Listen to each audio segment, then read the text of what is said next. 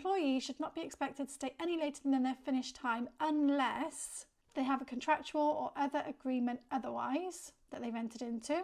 They've agreed somewhere else to conduct reasonable overtime, again in an agreement or a contract. Or maybe the contract says your hours are such and such, but you may be required to work additional hours to suit business needs, or words to that effect. Or if there's any other agreement that you've entered into which allows your employer to expect you to work beyond your finish time. Basically what I'm saying is with express agreement. Another thing to check is in terms of the working time limit. So unless employees have opted out of the working time regulations, they should not be working more than 48 hours in a week. Even if there is provision for an employee to stay late where required, it still comes down to an assessment of reasonableness and potentially whether it's discriminatory.